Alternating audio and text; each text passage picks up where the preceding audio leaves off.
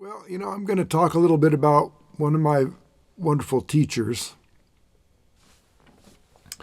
His name was Joe Diorio, and I really love Joe. We lost him about a little over a year ago now, but he lived a good life, and I was very, very pleased and honored to be some small part of it.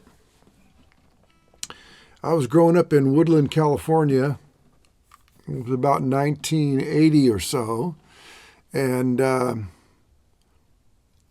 was, searching for jazz guitar players, and I would buy every record I could find, and I found a record by Joe Diorio, and I think it was that blues solo guitar record. And I was blown away by it because it was something like I'd never heard before.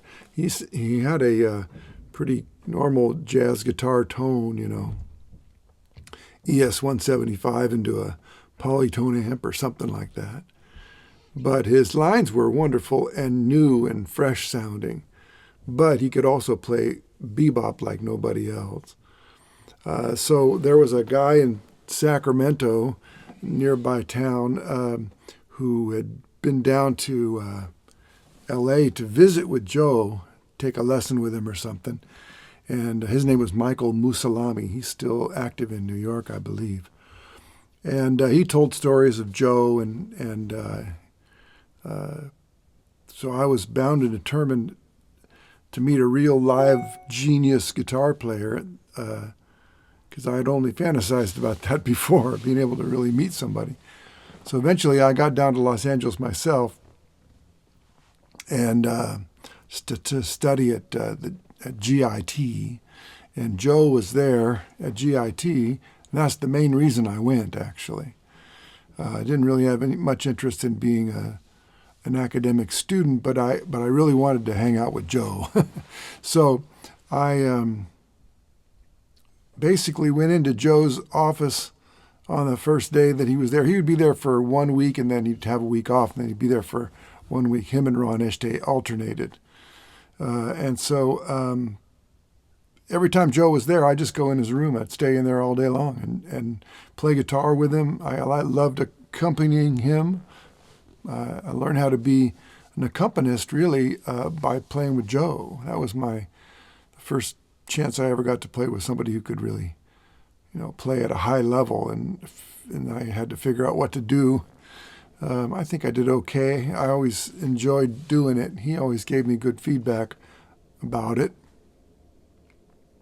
But we just spent hours upon hours. People would come in and out, but I was just in there all day long. And he didn't seem to mind. He'd ask me to go to lunch with him, and we did all sorts of fun things. I remember sitting in his room with Joe Pass and him.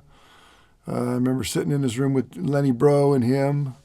I remember Bruce Foreman blew through one day and came and played his ass off, and while we all stood there kind of with our mouths open.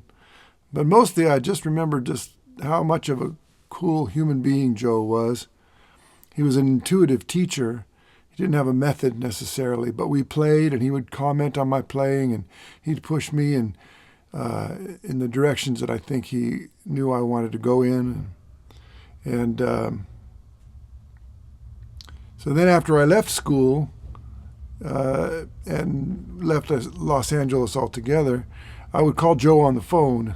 And one of my favorite things about Joe is I'd call him on the phone and he'd say, "Tim Lurch, hey man, I was just thinking about you." He said it every time. And it turns out, I found out from many other people that he said that same thing to them as well. But like I said at a memorial gathering for Joe, I'm going to choose to believe it. So anyway, Joe was an inspiration. He played music like nobody else. If you ever get a chance to hear Joe, certainly do it. He was one of the greatest bebop guitar players ever to live. And he was also a very modern player as well when he wanted to be. His records are a mixed bag, but they're all good and they're all worth hearing. Videos on YouTube and whatnot are again a mixed bag, but they're always, he's in them, so it's incredible. He gave me the courage to be myself and not be a copycat. He taught me how to look into a song or look into a concept and go deep into it. And I really appreciate Joe. Here's one of his favorite tunes.